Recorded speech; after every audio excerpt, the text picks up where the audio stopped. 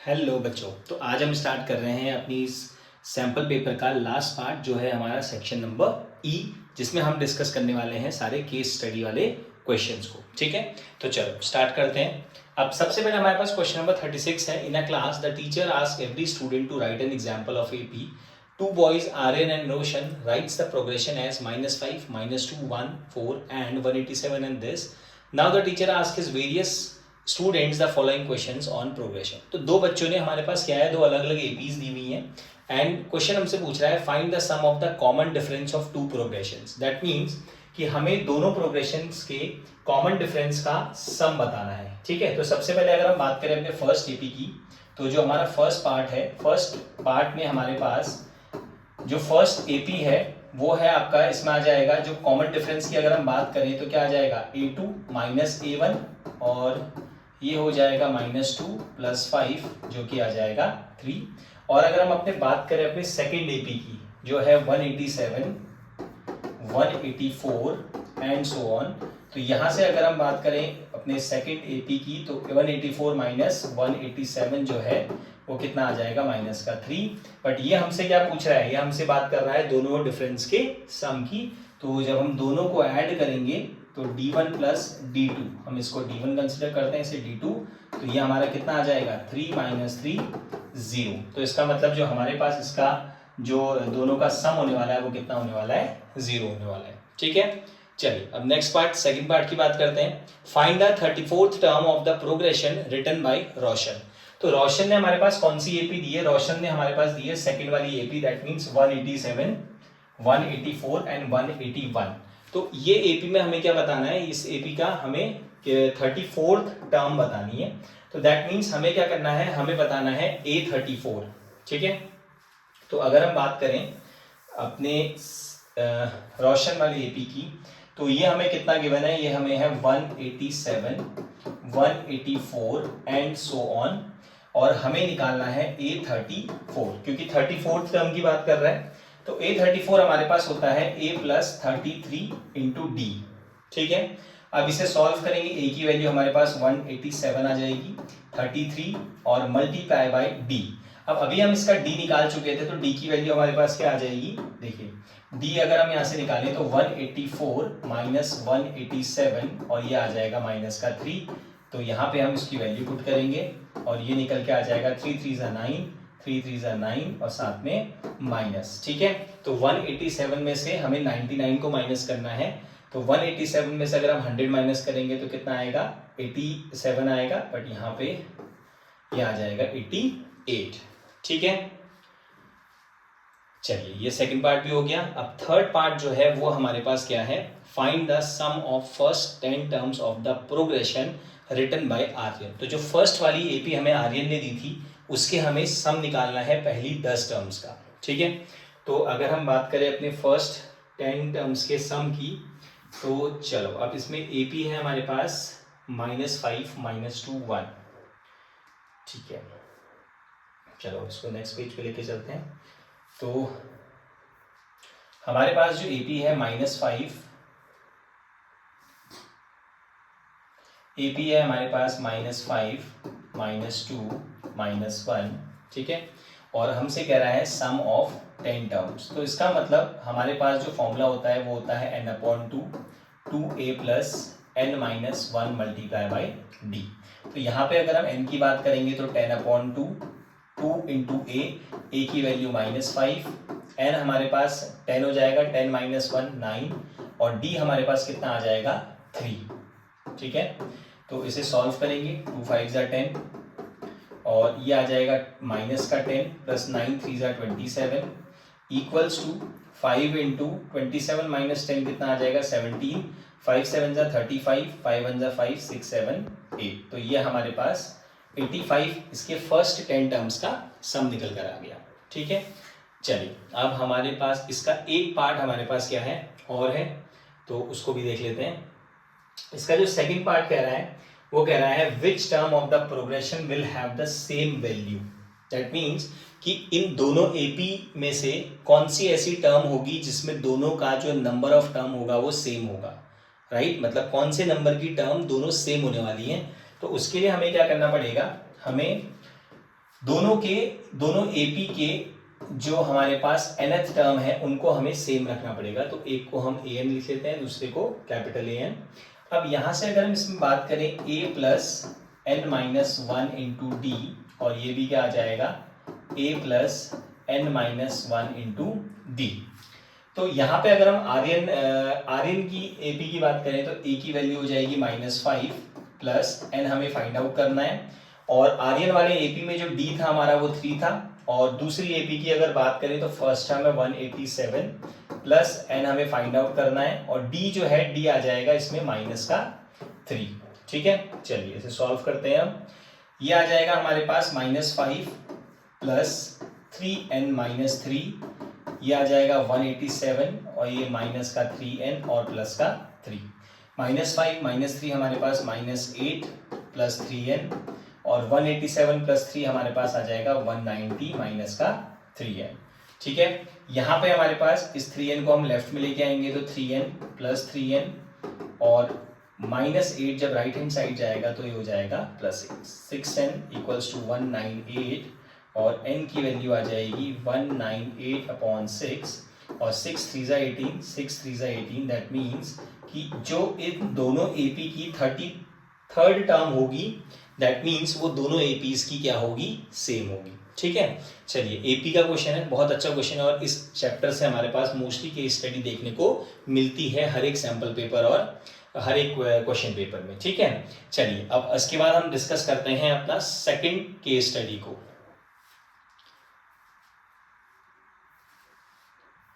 चलिए अब हमारे पास जो नेक्स्ट हमारे पास केस स्टडी है वो है question number 37। A group of class 10th students during winter holidays, the position of three friends Aman, Kirti and Chahat are shown by the points P, Q and R। तो यहाँ पे हमारे पास क्या है, ये हमारे पास जो कोई स्टडी है वो है कोऑर्डिनेट चैप्टर की, और बेसिकली इस चैप्टर से भी हमें केस स्टडी देखने को मिलती है हर एक पेपर में। ठीक है, चलिए अब ये हमसे कह रहा है find the distance between P and R। तो P एंड R की डिस्टेंस निकालने के लिए हमें डिस्टेंस फॉर्मूला यूज करना होगा, बट उससे पहले हमें चाहिए होंगे इसके कोऑर्डिनेट्स। ठीक है, तो P पॉइंट जो है, P के कोऑर्डिनेट की बात करें तो 1 2, तो इसका x पे x जो है वो 2 पे है, y जो कोऑर्डिनेट है वो है 5, तो P के जो कोऑर्डिनेट्स आ गए वो आ गए 2,5, एंड R की बात करेंगे तो R है हमारा 7 के बाद 8, x कोऑर्डिनेट 8, और y कोऑर्डिनेट की बात करें तो 3। तो ये दोनों हमारे पास कोऑर्डिनेट्स आ चुके हैं।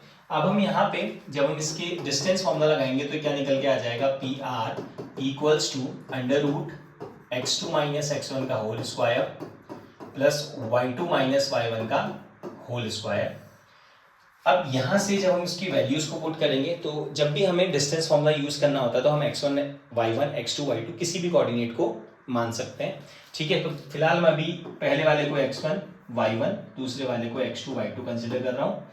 तो हम जब वैल्यूज पुट करेंगे तो आ जाएगा x2 minus x1, that means 8 minus 2 का होल स्क्वायर प्लस 3 माइनस 5 का whole square equals to √8 minus 2 हो जाएगा 6 का स्क्वायर, 3 माइनस 5 हो जाएगा आपका -2 का होल स्क्वायर। सॉल्व करेंगे, 6 का स्क्वायर 36 माइनस 2 का स्क्वायर 4, दैट मीन्स √40। ठीक है, इसमें 40 को हम क्या कर सकते हैं, जो हमारे पास 4 है वो 2 का स्क्वायर होता है, तो 2 इसमें से इस चीज़ से फैक्टर कर लेते हैं, हम लोग काम करते हैं, ज़्यादा शॉर्ट नहीं करते हैं। 2 2 = 4, और इसको हम तोड़ लेंगे 2 × 5, तो क्या आ जाएगा, 2 हमारे पास रूट से बाहर आ जाएगा, 2 √10 यूनिट हमारे पास इसका डिस्टेंस आ जाएगी। राइट, तो इसमें हम मीटर सेंटीमीटर की जगह पे यूनिट लिखते हैं, तो इसका जो फर्स्ट का जो आंसर हो जाएगा वो हो जाएगा 2 √10 यूनिट्स। ठीक है, चलो ये हमारे पास हो गया फर्स्ट पार्ट। अब हम डिस्कस करते हैं इसके सेकंड पार्ट को। अब सेकंड पार्ट जो है वो है is Q the mid point of PR। क्या ये Q जो है, ये मिड, ये जो पॉइंट है, क्या ये इस PR का मिड पॉइंट है। राइट, तो मिड पॉइंट के लिए हमें चेक करना पड़ता है सेक्शन फॉर्मूला। ठीक है, तो justify by finding mid point of PR। तो हमें यहाँ पे बेसिकली क्या करना है, हमें इसका मिड पॉइंट फाइंड आउट करना है, क्योंकि क्वेश्चन में मेंशन है कि हमें जस्टिफाई करना है इसको। जस्टिफाई मतलब हमें इसे सॉल्व करके दिखाना पड़ेगा। तो यहाँ पे जब हम बात करेंगे इसे सॉल्व करने की, तो हमें क्या चाहिए होगा, अगेन हमें P और R के कोऑर्डिनेट्स की जरूरत पड़ेगी। तो इसी को हम क्लीन कर लेते हैं। ठीक है, अब हम बात करते हैं अपने इस पॉइंट की, ठीक है। तो ओके, तो P पॉइंट जो है हमारे पास वो है हमारे पास 2,5 और जो R कोऑर्डिनेट है वो है हमारे पास 8,3। इसे एक लाइन से हम रिप्रेजेंट करेंगे, ठीक है। क्वेश्चन हमसे कह रहा है कि क्या Q जो है वो PR का मिड पॉइंट है।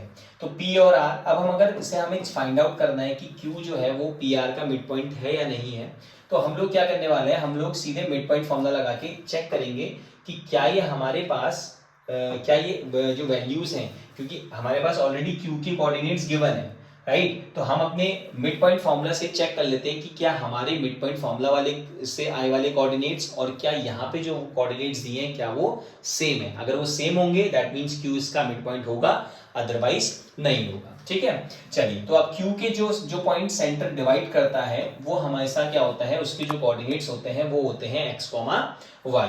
तो अब हमारे पास अगर हम बात करें अपने मिड पॉइंट फॉर्मूले की, तो x इक्वल्स टू होता है x1 प्लस x2 अपॉन 2 और y हो जाएगा आपका y1 प्लस y2 अपॉन 2, ठीक है। अब यहाँ पे जब हम इसको फाइंड आउट करेंगे तो x1 y1 एंड ये हो जाएगा x2 y2, तो दोनों को ऐड करेंगे तो 2 प्लस 8 डिवाइडेड बाई 2 और y की अगर हम बात करें तो 5 प्लस 3 डिवाइडेड बाई 2, तो ये आ जाएगा 10 अपॉन 2 और यहाँ हमारे पास आ जाएगा 8 अपॉन 2। इसे सॉल्व करेंगे आ जाएगा 5 और y की वैल्यू आ जाएगी 4। इसका मतलब जो हमारे पास जो कोऑर्डिनेट्स आ रहे हैं Q के वो क्या आ रहे हैं 5,4। बट अगर हम इसमें फिगर में चेक करें, फिगर से फाइंड आउट करें, तो फिगर में x कोऑर्डिनेट हमारा 4 है और y कोऑर्डिनेट भी हमारे पास 4 है। दैट मींस कि ये जो कोऑर्डिनेट्स मिड पॉइंट फॉर्मूला से आ रहे हैं ये हमारे सेम नहीं है according to the given figure. तो दैट मींस इसका जो Q है that is not a mid point, Q is not a mid point of PR, right. ये हमारे पास क्या है, इस PR का मिड पॉइंट नहीं है, ठीक है। चलिए अब इसके नेक्स्ट क्वेश्चन की तरफ बढ़ते हैं। Find the point on the x-axis which is equidistant from P and Q। हमें एक पॉइंट निकालना है जो कहाँ पे है, x एक्सिस में है, राइट। तो सबसे पहले जैसे ही हमें पता लगा कि वो पॉइंट जो है वो x एक्सिस में है, तो दैट मीन्स उस पॉइंट के जो कोऑर्डिनेट्स होंगे, राइट, कोऑर्डिनेट्स ऑफ उस पॉइंट को हम कंसिडर कर लेते हैं y, राइट। तो उसके जो कोऑर्डिनेट्स होंगे वो अगर वो x एक्सिस पे लाई कर रहा है दैट मींस उसका जो कोऑर्डिनेट y कोऑर्डिनेट होगा वो 0 होगा, राइट। क्योंकि अगर वो पॉइंट x एक्सिस पे है तो उसका y कोऑर्डिनेट 0 होना चाहिए। तो हमने एक कोऑर्डिनेट्स मान लिए x, 0। अब ये हमसे कह रहा है जो P एंड Q से इक्विडिस्टेंट पे है, क्लियर। तो अगर वो पॉइंट P एंड Q के इक्विडिस्टेंट पे है तो दैट मींस जो हम इसको एक इसको रफ डायग्राम से शो करेंगे, ठीक है। तो P एंड Q से इक्वल डिस्टेंस पे है, राइट। तो हमने उसको y कंसिडर किया है और y कंसिडर करने के लिए हमारे पास जो P के कोऑर्डिनेट हैं वो हैं 2,5, Q के कोऑर्डिनेट हमारे पास हैं दैट इज x में 4 एंड y में 4, ठीक है। तो हमारे पास यहाँ पे जो कोऑर्डिनेट्स हैं Q के वो क्या है 4,4, ठीक है। अब हम क्या करते हैं, यहाँ से जब हम इसको चेक करेंगे, देखिए ये हमारे पास क्या है, हमें चेक करना है इसके कोऑर्डिनेट्स हैं x, 0 और हमें फाइंड आउट करना है उस पॉइंट को जो इक्विडिस्टेंट है। तो अगर ये इक्विडिस्टेंट है तो हम कह सकते हैं कि py और yq आपस में इक्वल होंगे। दैट मीन्स ये वाली डिस्टेंस और ये वाली डिस्टेंस आपस में इक्वल होगी, राइट, क्योंकि क्वेश्चन कह रहा है कि ये क्या है, इक्विडिस्टेंट है। तो अगर ये इक्विडिस्टेंट है तो हमें यहाँ पे क्या करना पड़ेगा, तो हमें लेफ्ट हैंड साइड में distance formula, right hand side में डिस्टेंस फॉर्मूला यूज करना पड़ेगा। बट थोड़ी सी कैलकुलेशन को इजी करने के लिए, इन रूट्स को हटाने के लिए मैं इन दोनों में पहले से ही स्क्वायर कर देता हूं, क्योंकि पहले से स्क्वायर करने का मतलब है कि मुझे अंडर रूट नहीं लगाना पड़ेगा, ठीक है। तो अब मैं यहाँ पे सीधे फॉर्मूला रखूंगा x2 माइनस x1 का whole square plus y2 minus y1 का whole square, that is equals to again x2 minus x1 का whole square plus y2 minus y1 का होल स्क्वायर। अब यहाँ पे हम लोग इसकी लेबलिंग कर देते हैं, ये हो जाएगा x1 y1 ये x2 y2 एंड ये x1 y1। दैट मीन्स जब हम py को कंसिडर करेंगे तो ये दोनों पॉइंट्स लेंगे, जब yq को लेंगे तो ये दोनों पॉइंट्स लेंगे। अब यहाँ से py के लिए x2 minus x1 that means x minus 2 का स्क्वायर, 0 माइनस 5 का स्क्वायर, राइट हैंड साइड में x माइनस 4 का स्क्वायर एंड 0 माइनस 4 का स्क्वायर। तो x माइनस 2 का square a square plus b square minus 2ab minus 5 का स्क्वायर हमारे पास 25, और इसको देखेंगे तो a square plus b square minus 8x and ये हो जाएगा माइनस 4 का स्क्वायर 16। तो यहाँ से अगर कुछ चीज़ें कैंसिल आउट हो रही है तो इसे कैंसिल करते हैं, नहीं ठीक है, एक्स स्क्वायर से एक्स स्क्वायर कैंसिल आउट हो रहा है, और 25 और 4 29 माइनस 4x, और यहाँ से आ जाएगा माइनस का 8x, 16 एंड 16 हमारे पास 32 आ जाएगा, और ये हो जाएगा हमारे पास, इस 8x को इधर लेके आएंगे तो 8x माइनस 4x और 32 माइनस 29, ये आ जाएगा 4x इक्वल्स टू 30 31 32 कितना आ जाएगा 3, और x की वैल्यू जो आ जाएगी वो आ जाएगी हमारे पास 3/4। तो जो वो कोऑर्डिनेट है वो हमारे पास क्या आ जाएगा, कोऑर्डिनेट की वैल्यू आ जाएगी 3/4, 0। हम चाहें तो इसको डेसिमल में कन्वर्ट कर सकते हैं, और चाहे तो हम इसे फ्रैक्शन में भी छोड़ सकते हैं, ठीक है। चलिए अभी नेक्स्ट क्वेश्चन, ये हमारे पास इसका एक पार्ट हमारे पास और बचा है, उसको भी देख लेते हैं, ठीक है। अब जो हमारा इसका बी पार्ट है, let's B a point which divides the line joining PQ in the ratio 2:3। तो हमारे पास एक लाइन दी हुई है, S इज अ पॉइंट, एक S पॉइंट है जो 2:3 के रेशियो में इसको डिवाइड कर रहा है, किस पॉइंट को, P एंड Q को, राइट। अब P के कोऑर्डिनेट जो थे हमारे पास वो थे 2,5, ठीक है, एंड Q के जो कोऑर्डिनेट्स हैं हमारे पास, अब इसको चेक करना पड़ेगा,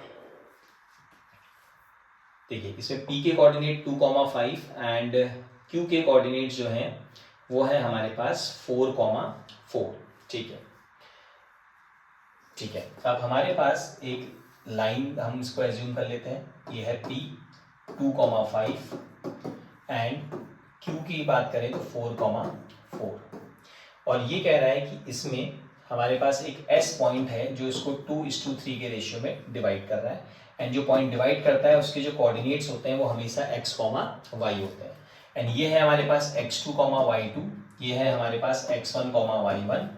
तो ये कह रहा है find the coordinates of s।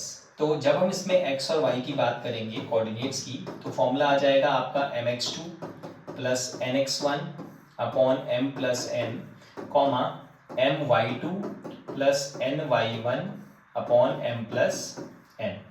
अब हम इसकी बात करें, m हमारे पास ये रेशियो हो जाएगा, n ये हो जाएगा 2 into x2, that means 2 into 4 plus 3 into 2 upon 2 plus 3, ये 3 है हमारे पास, comma again 2 into y2 plus 3 into y1 5 और अपॉन में 2 प्लस 3, तो 2 4 जा 8 प्लस 6 अपॉन में 5, एंड ये आ जाएगा अगेन 8 प्लस 5 3 जा 15 अपॉन 5, 8 एंड 6 कितना हो जाएगा हमारे पास 14/5, एंड ये आ जाएगा 15 एंड 8, तो 23/5। ये हमारे पास क्या आ गए, कोऑर्डिनेट्स आ गए S कोऑर्डिनेट के, राइट। चलिए तो ये हमारा सेकंड वाली केस स्टडी भी हमारे पास कंप्लीट हो चुकी है, ठीक है। चलिए अब इसके नेक्स्ट क्वेश्चन को देख लेते हैं। अब ये है हमारा लास्ट केस स्टडी, ठीक है। तो अभी लास्ट केस स्टडी को भी इसको समझते हैं फटाफट ढंग से। तो India gate, formerly known as all India war memorial, is located near कथारवा path, formerly Rajpath at new Delhi. It stands as a memorial to Itna soldiers of Indian Army who gave their life in the First World War, and this 42-meter tall structure was designed by Sir Edwin Lutyens in the style of Roman triumphal arches. A student Shreya of height 1 meter visited India Gate as a part of her study tour. And what is the angle of elevation from Shreya's eye to the top of India Gate if she is standing at a distance of 41 meter away from India Gate, right? तो यहाँ पे हम लोग सबसे पहले basically क्या करेंगे, देखिए इसमें एक बच्चे गलती करते हैं, बच्चे इसमें ताजमहल बनाने लग जाते हैं, ठीक है। तो हमें बेसिकली ये है हमारे पास एप्लीकेशन टू ट्रिग्नोमेट्री का क्वेश्चन या ट्रिग्नोमेट्री का क्वेश्चन, ठीक है। तो एंगल ऑफ एलिवेशन की बात कर रहा है, तो दैट मीन्स ये क्या है, ये हमारे पास एप्लीकेशन टू ट्रिग्नोमेट्री का क्वेश्चन है। तो यहाँ पे हम लोग सिर्फ हमें राइट ट्रायंगल की जरूरत होती है, ठीक है। तो इसमें क्वेश्चन कह रहा है हमें एंगल ऑफ एलिवेशन पूछ रहा है Shreya eye to top of India gate. तो अगर मैं इसको इंडिया गेट समझूं एंड ये कह रहा है if she is standing at a distance of 41 metre from India gate, तो दैट मीन्स अगर यहाँ पे श्रेया खड़ी है तो that means this is 41 metre, ये 41 मीटर होगा। Let's say this is a, this is Taj Mahal 40, ठीक। नाउ तो what is the angle of elevation from Shreya's eye. अब यहाँ पे क्वेश्चन ने बोला है कि a student Shreya of height 1 metre visited India Gate as a part of her study tour. तो इसकी जो हाइट है वो कितनी है, 1 मीटर। दैट मीन्स यहां से हमारे पास इसकी जो हाइट होगी वो कितनी होगी, 1 मीटर हमारे पास हाइट है किसकी, श्रेया की। तो श्रेया की जो आईज होंगी, हमारा जो एलिवेशन बन रहा है वो कहां से बन रहा है, श्रेया की आई से बन रहा है। That means this one. तो हमें इसमें एक राइट ट्रायंगल फॉर्म करना पड़ेगा एंड ये अगर 41 मीटर है तो ये भी क्या होगा, 41 metre, right. And this is 1, तो ये भी 1 मीटर होने वाला है। तो हमसे पूछ रहा है what is the angle of elevation from Shreya's eye. तो हमसे एंगल ऑफ एलिवेशन की बात कर रहा है, हमसे ये वाला एंगल पूछ रहा है, दैट मीन्स थीटा की बात कर रहा है।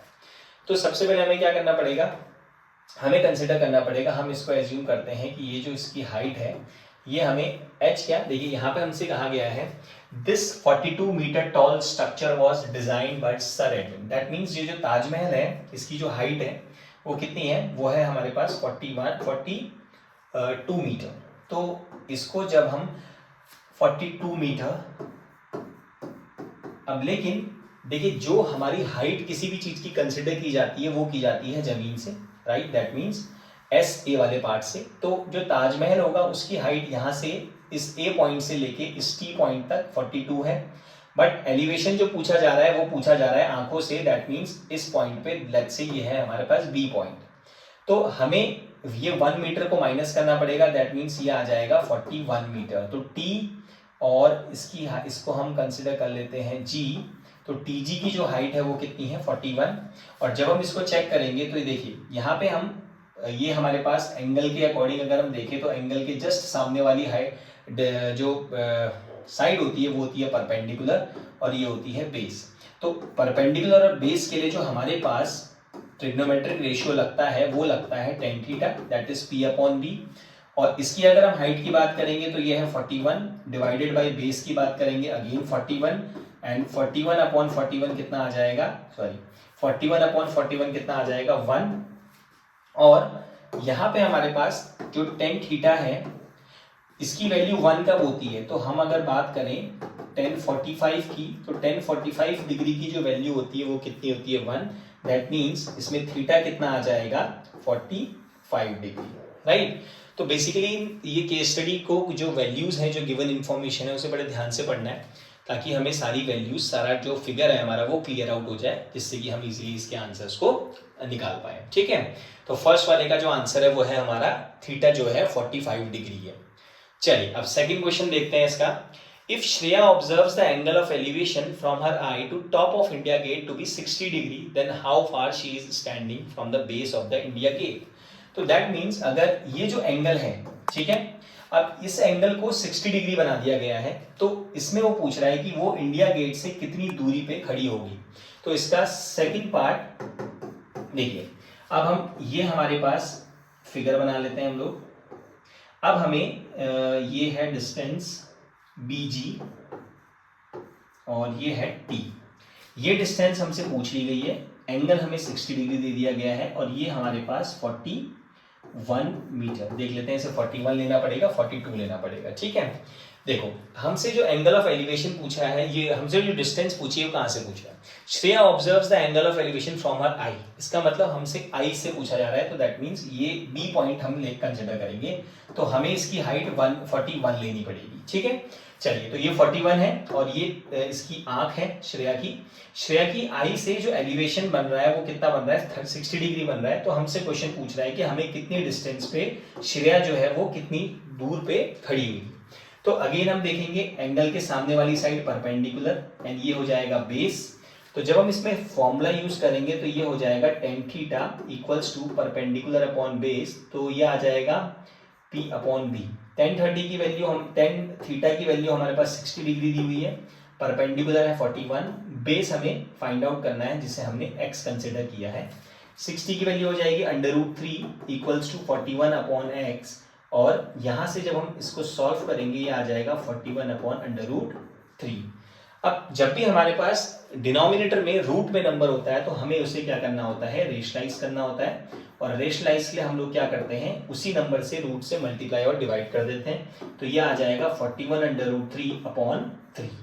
अब इसको हम क्या करते हैं, यहीं पे इसको छोड़ देंगे, और चाहे तो हम इसमें √3 की वैल्यू भी रख सकते हैं 1.732, बट इसके आंसर्स हम इसमें रूट में दे सकते हैं, तो इतना मीटर पे हमारी जो श्रेया होगी वो लोकेटेड होगी, या इतनी दूर उसको खड़े होना पड़ेगा यहाँ पे। ठीक है, चलिए आई होप ये सेकंड वाला पार्ट भी अच्छे से समझ में आ गया होगा। चलिए अब बात करते हैं अपने थर्ड पार्ट की। तो थर्ड पार्ट में जो हमारे पास क्वेश्चन है, ठीक है, अब थर्ड पार्ट जो हमसे कह रहा है, ठीक है, if the angle of elevation from Shreya I changes from 45 to 30 degree when she moves from some distance back from the original position, find the distance she moves back। ठीक है, अब यहाँ पे फिर से ये हमारा ताजमहल, और अब हमसे क्वेश्चन ये कह रहा है कि जो श्रेया, जो एंगल ऑफ एलिवेशन है श्रेया की आई से 45 डिग्री से 30 डिग्री पे कन्वर्ट हो चुका है।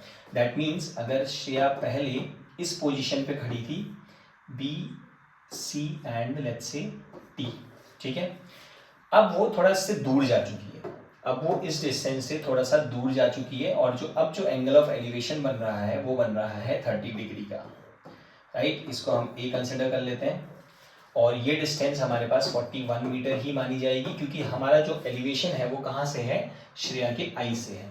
ठीक है, नाउ तो ये क्वेश्चन पूछ रहा है कि कितना डिस्टेंस वो पीछे हुई है। तो अगर हमारे पास ये वाली डिस्टेंस x है और ये डिस्टेंस हमारे पास y कंसिडर हमसे कर लें, तो अब हमें क्या करना है, हमें y की वैल्यू फाइंड आउट करनी है कि वो कितना पीछे गई है, मतलब b से a पॉइंट की डिस्टेंस हमें फाइंड आउट करनी है, राइट। तो अगेन हम क्या करेंगे, अब हम इसमें थर्ड पार्ट फिर से हम इसमें ट्रिग्नोमेट्री वैल्यूज लगाएंगे, तो ये आ जाएगा 1045 equals to perpendicular 41 upon base that is x। 1045 की वैल्यू 1 होती है, 41 अपॉन x, तो x कितना आ जाएगा 41 सेंटीमीटर या मीटर जो भी है, ठीक है, 41 मीटर, आई थिंक मीटर में है वैल्यूज, तो 41 मीटर इसकी क्या आ जाएगी, वैल्यूज आ जाएंगी। ठीक है, तो ये जो 41 मीटर हमारे पास इसकी वैल्यू आ जाएगी। तो ये इस पॉइंट पे कहाँ पे है हमारे पास 41 मीटर पे ये बी पॉइंट पे अभी खड़ी थी। अब जब हम इसकी वैल्यू फाइंड आउट करेंगे तो अगेन हम क्या करेंगे, दूसरा ट्रिग्नोमेट्रिक रेशियो, दूसरा एंगल पे लिए ट्रिग्नोमेट्री लगाएंगे। 1030 की वैल्यू अगेन 41 अपॉन, अब बेस के लिए हमारे पास पूरी बेस आएगी, दैट मीन्स AC, और वो हो जाएगा x प्लस वाई। तो 1030 की वैल्यू हमारे पास होगी 1/√3, और ये हो जाएगा 41 अपॉन x प्लस वाई।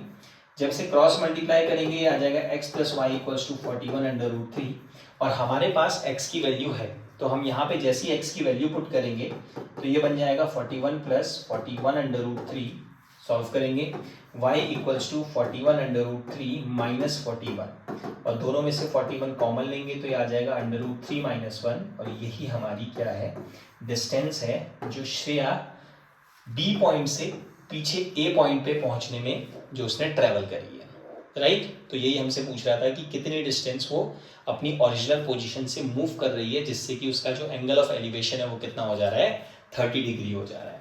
ठीक है, चलो ध्यान से इन क्वेश्चंस को समझ लीजिएगा बहुत अच्छे से, क्वेश्चंस को पढ़ना बहुत इंपॉर्टेंट है, उसी से हमारी जो है जो डायग्राम है, जो फिगर है वो बनता है, और उसी से हमारी कैलकुलेशंस बहुत ही इजी हो जाती हैं। ठीक है, चलिए अब इसका लास्ट क्वेश्चन जो हमारे पास है बी पार्ट, वो है आपका,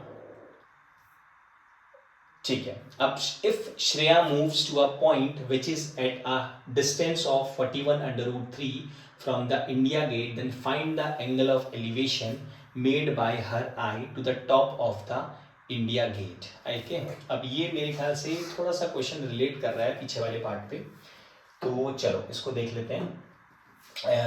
उस ये इंडिया गेट मान लेते हैं एंड वो हमसे कह रहा है Shreya moves to a point which is at a distance of 41√3 from India Gate. ठीक है, तो यहाँ पे बी पॉइंट, ये हम सी एंड इसको मान लेते हैं टी, और ये हमसे कह रहा है कि इसकी जो डिस्टेंस है वो है 41/√3 मीटर इंडिया गेट से। Find the angle of elevation made by her eye to top of India Gate. ठीक है, हमें इस थीटा को निकालना है और इसकी जो डिस्टेंस है वो है 41 मीटर, राइट। चलिए अब इसको हम जब सॉल्व करेंगे, अगेन फिर से हम इसके ट्राइंगल का नाम लिख लेते हैं पहले 90 डिग्री इन ट्राइंगल TCB। तो थीटा जब हम लगाएंगे तो हमारे पास एक साइड परपेंडिकुलर यूज हो रही है, एक बेस हमें पता है, तो हम लगाएंगे tan theta equals to perpendicular upon base, right. अब यहां से हमें क्या करना है, इसे सॉल्व करना है। तो ये हम जब इसका एंगल सॉल्व करेंगे तो देखो ये वाला पार्ट जो है, जब ऊपर वाला पार्ट ऊपर न्यूमरेटर सिंगल हो और नीचे वाले पार्ट में न्यूमरेटर एंड डिनोमिनेटर दोनों होते हैं, तो ये क्या होता है, ये आपस में क्रॉस मल्टीप्लाई हो जाते हैं। दैट मीन्स ये √3 हमारे पास ऊपर चले जाएगा एंड 41 से 41 कैंसिल आउट हो जाएगा और tan थीटा की वैल्यू कितनी आ जाएगी, √3। और हमें पता है कि जो हमारे पास √3 है ये होती है tan 60 डिग्री की वैल्यू। तो 10 से 10 कैंसिल आउट होके हमारे पास जो एंगल निकल के आ जाएगा वो आ जाएगा 60 डिग्री, और यही हमारा फाइनल आंसर है। ठीक है, तो आई होप ये सारे क्वेश्चन सैंपल पेपर के आपको बहुत अच्छे से समझ में आ गए होंगे। ठीक है, मेक श्योर कि इनको अच्छे से ध्यान से देख लेना। ठीक है, क्योंकि इस टाइप के क्वेश्चंस हमें हमारे प्री बोर्ड के पेपर्स में और उसके साथ साथ जो हमारे बोर्ड का क्वेश्चन पेपर आएगा इस टाइप के पैटर्न में हमारे सारे क्वेश्चन हमें देखने को मिलेंगे। ठीक है, चलिए ऑल द बेस्ट और प्रैक्टिस वेल। Thank you.